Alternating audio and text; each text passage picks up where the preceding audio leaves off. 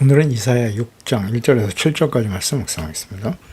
6장 1절로 7절 말씀이십니다. 우시야 왕이 죽던 해에 내가 본즉 주께서 높이 들린 보좌에 앉으셨는데 그의 옷자락은 성전에 가득하였고 세랍들이 모시고 섰는데 각기 여섯 날개가 있어 그 둘로는 자기 얼굴을 가리었고 둘로는 자기의 팔을 가리었고 그 둘로는 날며 서로 불러 이르되 거룩하다 거룩하다 거룩하다 만군의 여호와여 그의 영광이 온 땅에 충만하도다 하더라.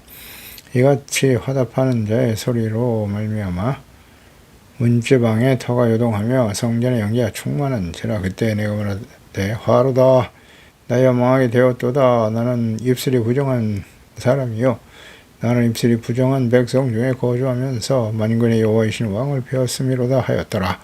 그때의 서랍 중에 하나가 부젓가락으로 제단에서 집은 바 숯을 손에 가지고 내게로 나와서 그것을 내 입술에 대며 이르되 보라 이것이 내 입에 닿았으니 내 악이 제하여졌고 내 죄가 사여졌느니라 하더라. 아멘.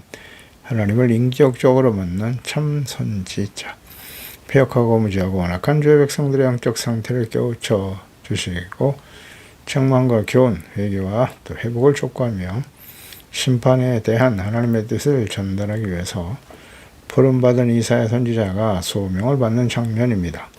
우시야 왕이 죽던 해라는 구체적인 역사적 배경 속에서 하늘의 보좌에 앉으신 지극히 거룩하신 하나님을 이사야 선지자가 인격적으로 만나고 거룩하신 하나님을 만나서 자신이 심각한 죄인이라는 사실을 깨닫고 고백하게 됩니다.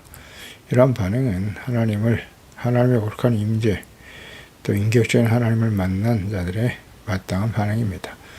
자신의 죄인됨을 깊이 깨닫죠.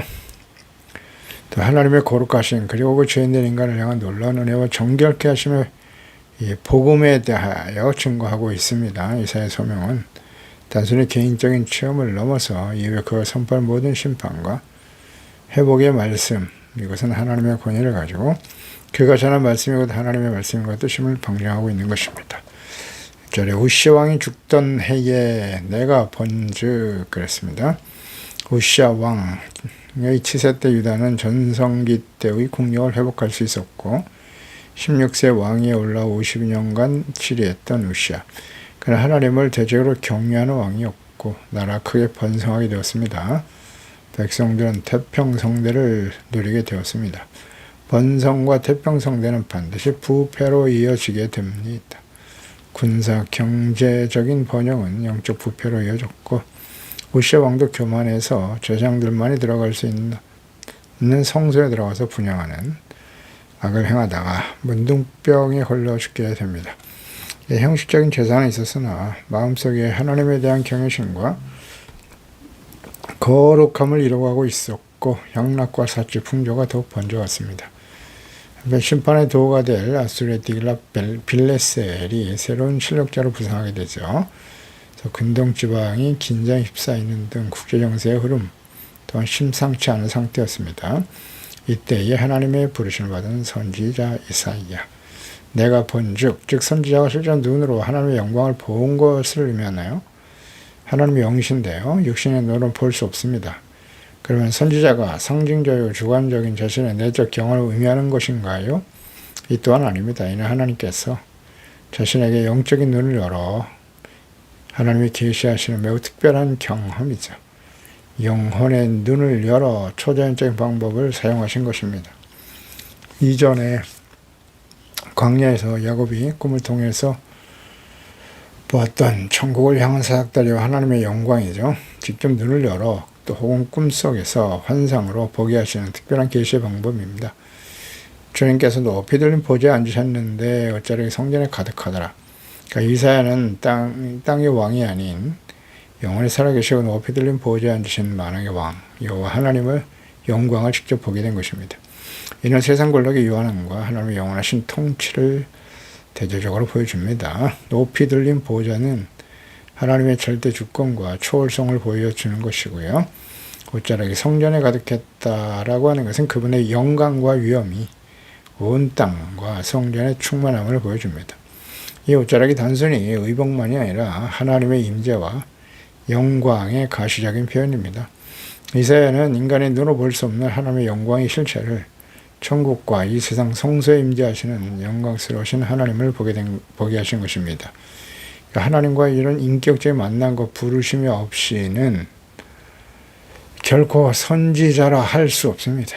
오늘날도 성령으로 거듭나고 충만해서 감동을 받아 하나님의 말씀과 성경을 통해서 하나님과 인격적인 만남이 있는 사람들만이 하나님의 말씀을 가르치고 선포할 수 있어야 합니다. 그런 사람들만이 목사가 되어야 해요. 무슨 학위와 스펙으로 목사가 되는 이런 일들은 절대 있어서는 안 될 일입니다. 물론 이 과정을 무시하자는 게 아니지만 하나님과의 인격적인 만남, 성령으로 거듭나 지혜와 계시형으로서 거듭나 하나님을 알고 성경에 나타난, 최소한 성경 말씀에 나타난 그 모든 말씀은 하나님과 하나님의 뜻에 대한 분명한 이해, 말씀 속에서 하나님을 만나야 돼요. 인격적으로 만나지 않으면 절대 목사가 되어서 안 됩니다. 2절에 스랍들이 모시고 섰는데 각기 6 날개가 있어 둘러는 얼굴 가리고 둘러는 발을 가리고 둘러는 날았다. 스랍이라고 하는 말은 불타는 자들이라는 뜻인데요. 하늘의 천사들을 보여주는 것이고요. 하나님의 보좌 가장 가까이에서 섬기는 천사들이에요. 이 천사들이 가진 6 날개, 요한계시록에도 나와 있거든요. 계시록 4장 8절에 보면 내 생물은 각각 6 날개를 가졌다. 같죠? 네. 선지자가 본 천국에서 하나님을 섬기는 천사들의 모습과 일치합니다. 그 안과 주에는 눈이 가득했고 그들이 밤낮 쉬지 않고 이르기를 거룩하다 거룩하다 거룩하다. 주 하나님 곧 전능하시며 전에도 계셨고 이제도 계시고 장차 오실이라 라고 찬송하고 있죠. 둘러 얼굴을 가렸다. 지극히 거룩하신 하나님의 영광을 감히 볼 수 없다는 거죠. 경외심과 겸손을 보여주는 것이고요. 피조물 중에 가장 높은 지위에 있는 존재조차도 하나님의 영광 앞에서는 얼굴을 가릴 수밖에 없는 존재인 것이죠. 둘로 발을 가렸다에는 자신의 불완전하죠. 피조물로서의 미천함을 가리는 겸손의 표현이라고 보여집니다. 둘러는 날았다. 이는 하나님의 명령을 즉각적으로 수행하는 신속함과 준비된 자세를 상징적으로 보여준다고 보겠습니다. 스랍의 모습은 하나님을 섬기는 자가 가져야 될 경외, 겸손, 그리고 순종의 자세를 잘 보여줍니다. 3절에 서로 불러 이르되 거룩하다 거룩하다 거룩하다. 예, 그렇습니다. 다른 선지자나 혹은 요한계시록에 기록된 천사들의 모습과 같죠? 그의 영광이 온 땅에 충만하다. 스랍이 찬송하는 내용이에요. 하나님의 거룩하심은 그 어떤 것도 비교할 수 없는 완전한 하나님의 속성임을 강조하는 것이고요. 하나님의 거룩함은 인간과의 분명한 차이를 보여주는 본질적인 속성이죠. 모든 죄와 분리된 순결함과 사랑과 은혜가 충만하시고 의와 거룩함이 완전하신 하나님이신 것입니다. 레위기 11장 45절에 나는 너희 하나님이 되려고 너희를 애굽 땅에서 인도해낸 여호와라. 내가 거룩하니 너희도 거룩할지어다. 하나님의 백성들을 거룩한 백성으로 세우셨어요. 구별된 성결한 백성들이다. 이를 위해서 주신 것이 십계명과 성전이죠. 제사법을 주심으로써 제사를 통해서 율법을 통해서 죄를 깨닫고 성전에 나가 제사를 통해서 용서받아 의롭다 함을 얻고 거룩한 주의 백성으로 살아가기를 주님 원하셨던 것이죠. 천사들과 온 세상을 다스리신 전능하신 통치자이심을 잘 보여주고 있고요. 그 영광이 온 땅에 충만하다라는 찬양은 비록 이사야가 성전에서 환상을 보고 있지만 하나님의 영광은 그것에만 국한되지 않고 온 우주에 가득하며 다스리시는 분임을 선포하고 있는 것입니다. 천사들의 찬양의 주제는 분명하죠. 거룩하신 하나님과 영광을 찬양하고 있는 겁니다. 이 땅에 살아가는 모든 성도들, 하나님의 자녀들의 찬송의 주제가 무엇이어야 하나요? 거룩하신 하나님, 또 하나님의 영광을 찬양해야 하는 것입니다. 하나님, 거룩하신 하나님을 본받고 따르는 것이 우리 그리스도인들의 자녀들의 삶의 목표, 본질이어야 하는 것이고요. 거룩하신 하나님을 본받고 따르는 것이 하나님의 영광을 나타내는 일입니다. 만군의 여호와여 그의 영광의 땅이 충만하다. 만군의 여호와 거룩하신 하나님. 만군의 여호와는 하늘의 모든 군대 즉 천사들과 온 세상을 다스리시는, 우주를 다스리시는 전능하신 통치자를 의미하는 것이죠. 그래서 우리는 거룩하신 하나님뿐만 아니라 만군의 여호와 하나님도 믿고 의지하며 기도하는 것인데요. 근데 종종 거룩하신 하나님보다는 만군의 여호와 하나님을 더 믿고 의지하려고 하는 경향이 있죠. 기도와 삶의 목적이 거룩하신 하나님께 맞춰져 있기보다는 전능하신 하나님께서 나의 문제를 해결해 주시고 나에게 능력을 주셔서 부와 권력과 명예를 더해 주시기옵소서. 이만 전능하신 만군의 여호와 하나님을 더 믿고 의지하려고 하는 경향이 있어요. 우리는 어떻습니까? 거룩하신 하나님을 본받고 따르는 일에 초점을 두고 기도하고 있나요? 4절에 이같이 화답하는 자의 소리로 말미암아 문지방의 터가 유다음의 성전의 연기가 충만했다. 화답하는 자의 소리는 천사들의 찬양 소리죠. 이는 단순한 소리가 아니라 온 세계를 뒤흔드는 강력한 능력으로 보여주죠.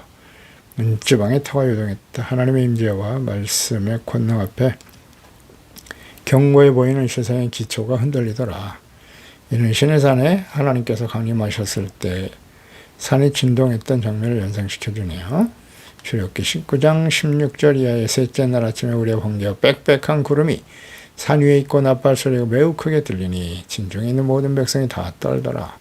그러니까 모세가 하나님을 맞으려고 백성을 거느리고 지인에 나오매 그들이 산 기슭에 서 있는데 시내산의 연기가 저욱하니 여호와께서 불 가운데에서 거의 강림하심이라.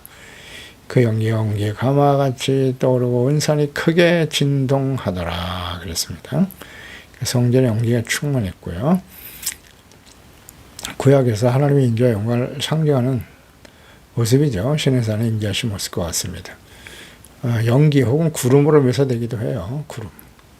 출애굽기 40장 34절에 구름이 해막에 덮이고 여호와의 영광이 성막에 충만하였다. 하나님이 명하신 대로 회막, 성막을 완성했을 때죠. 또 왕상 8장 10절에 제사장이 성소에서 나올 때 구름이 여호와의 성전에 가득하였더라. 그렇습니다. 솔로몬 성전 역시 마찬가지였고요. 그래서 연기는 하나님의 영광이 너무나 강렬하여 사람이 직접 볼 수 없도록 가리는 역할을 하는 것이죠. 동시에 그분의 임재에 대한 두려움과 경외심을 보여주는 것입니다. 레위기 16장 2절에 여호와께서 모세에게 이르시되 내 형 아론에게 이르라 성소의 휘장 안 법궤 위 속죄소 앞에 아무 때나 들어오지 말라 그랬어요. 그리하여 죽지 않도록 하라. 아무 때나 들어가면 죽는다는 것입니다. 이는 내가 구름 가운데에서 속죄소 위에 나타남이라. 그곳에 하나님의 구름으로 임재하여 계셨다는 것입니다. 이어서 5절에 보면 그때 내가 말하되 화로다 내게 망이 되었다. 나는 입술이 부정한 사람이요 입술이 부정한 백성 중에 거주하면서 만군의 여호와 하나님 배웠기 때문이다. 나로 화로다 나의 망이 되었다. 그러니까 하나님의 심판으로 인해 죽음에 직면하게 된 자신의 모습을 탄식하고 있는 것입니다. 선지자가 이렇게 탄식할 수밖에 없는 이유는 무엇이었습니까?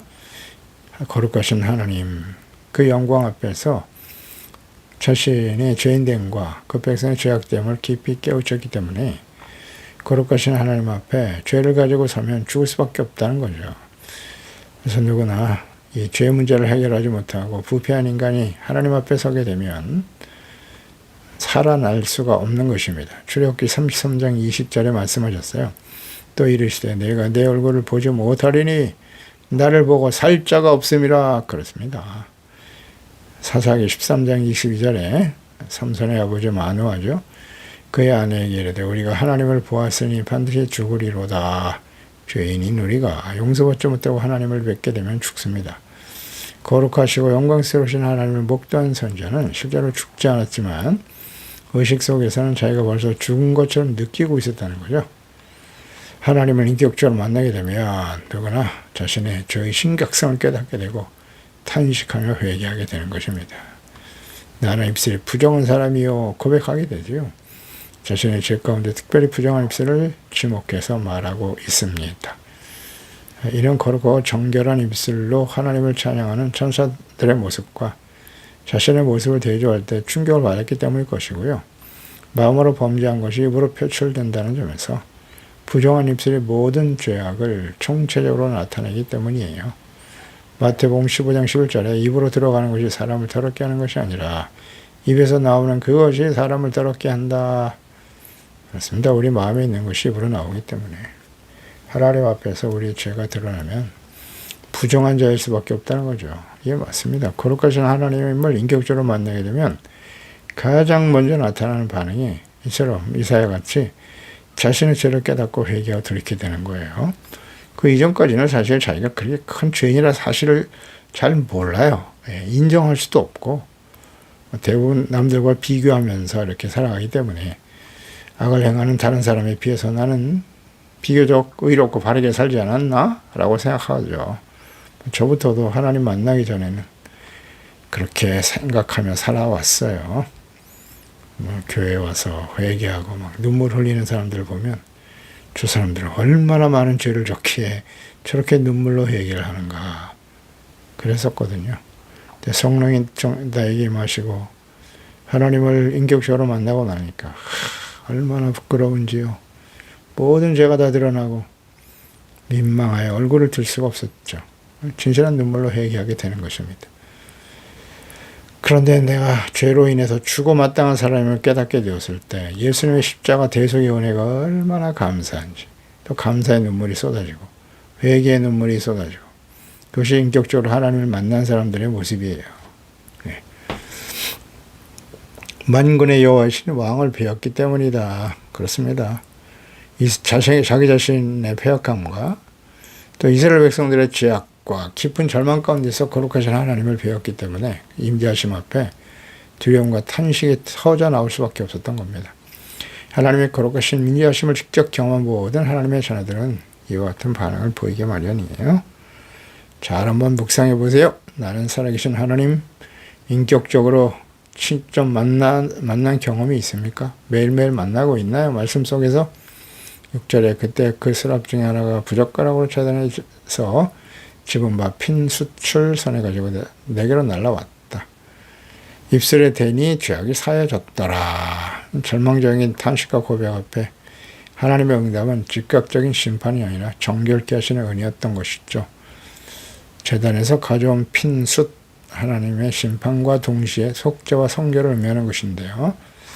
제단은 희생 제사를 통해 죄가 용서받는 장소, 제단, 번제단과 같은 것이죠. 과거에 하나님께서 광야에서 세우게 하신 성막에 번제단이 있었습니다. 그것은 하나님이신 불로서 항상 불을 꺼트리면 안 되는 것이고요. 그 위에 번제, 속죄제를 올려서 하나님께 죄사함을 받던 곳이죠. 그 숯을 하나 가지고 와서 입술에 대니 죄가 용서함을 받게 되더라. 하나님 죄사함은 하나님의 자비와 긍휼이에요. 진심으로 회개하고 탄식하는 자에게, 눈물 흘려 기도하는 자에게 죄를 용서해 주시소. 그러니까 애통하는 자는 복이 있나니 저희가 위로를 받을 것입니다. 위로라고 하는 것은 바로 하나님이 함께 하셔서 우리의 죄를 용서해 주시는 것을 의미하는 거죠. 이 체험을 통해서 이사야는 비로소 죄의 문제에서 해방됩니다. 그래서 하나님의 거룩한 소명을 감당할 준비를 갖추게 된 것입니다. 저런 거룩하신 하나님의 말씀과 뜻을 전하는 종들은 반드시 거룩하신 하나님과 인격적인 만남을 가져야 합니다. 그 앞에서 자신이 얼마나 심각한 죄인인가를 깨닫고 통회하고 죄사함 받고 용서의 은혜를 경험해야만 합니다. 거룩한 자로의 회복, 그럴 때 비로소 죄로 인해 하나님의 공의 심판에 직면하게 된 하나님의 백성들에게 하나님의 마음을 가지고 누구든지 회개하고 하나님께 돌아오면 나와 같이 용서와 구원을 받을 수 있음을 깨닫고 진정성을 가지고 그 하나님의 말씀을 전파하고 증거하게 되는 것입니다. 빌립보서 1장 7절 이하죠. 내가 너의 무리를 위하여 이와 같이 생각하는 것이 마땅하다. 이는 너희가 내 마음에 있으며 나의 매임과 복음을 변명과 확정함에 너희가 다 나와 함께 은혜에 참여하는 자가 됨이라. 간절한 이방인들에 대한 사도 바울, 복음을 이방인에게 전하고자 하는 사도 바울의 고백, 하나님의 마음이 예수 그리스도의 마음입니다. 내가 예수 그리스도의 심장으로 그랬잖아요. 너의 무리를 얼마나 사모하는지 하나님이 내 증인이시니라. 내가 기도하노라. 너의 사랑을 지식과 모든 총명으로 점점 더 풍성하게 하시고 오히려 지극히 선한 것을 분별하며 진실하여 허물 없이 그리스도의 날까지 이루고 예수 그리스도로 말미암아 의의 열매가 가득하여 하나님의 영광과 찬송이 되기를 원하노라. 이런 진실한 마음으로 복음을 전하게 되는 거예요. 나 같은 사실 사도 바울의 입장에서도 복음을 대적하고 교회를 대적했던 사람 아닙니까? 박해하고 그래서 예수님을 만나서 변화를 받은 이후에 이방인들에게 나가서 복음을 전하면서 하나님을 알지 못하고 그리스도를 알지 못하는 자들에게 누구든지 회개하고 용서하면 나 같은 죄인이 용서받은 것처럼 당신들도 용서받고 구원받을 수 있다고 간절히 외치게 되는 거예요. 다 나와 함께 은혜에 참여하는 자가 된다는 것이죠. 그 은혜는 제3의 은혜, 용서의 은혜인 것입니다. 이것을 진실한 마음으로 전하고 증거하는 종들이 되는 것입니다. 그렇습니다. 하나님 아버지, 또 주의 말씀을 통해서 하나님의 음성을 듣게 하시니 감사합니다. 이사야가 하나님의 거룩하신 영광을 친히 경험하고 인격적으로 살아계신 하나님을 만나 자신이 얼마나 심각한 죄인인가를 깨닫고 탄식했을 때 하나님께서는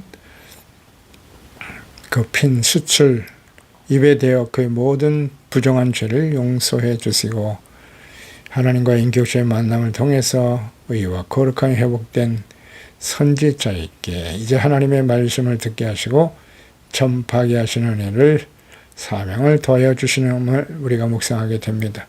우리가 다 그리스도를 대적하고 부인하고 악한 죄인들이었으나 하나님께서 지혜와 계시형을 우리에게 주사 하나님과 그리스도를 알게 하시고 우리의 모든 죄를 진심으로 회개하고 용서받아 의롭다함을 얻은 하나님의 은혜에 감사함으로 우리의 삶의 현장에서 아직도 그리스도를 알지 못하고 죽어가는 영혼들을 누구든지 회개하면 복음을 믿으면 구원받을 수 있다고 용서받는 하나님의 은혜가 임할 것을 간절히 전파하고 증거하는 증인되게 하신 것을 감사합니다.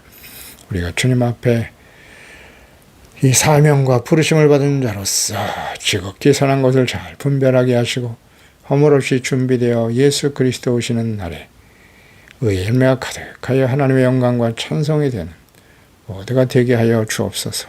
예수님의 이름으로 기도드리옵나이다. 아멘.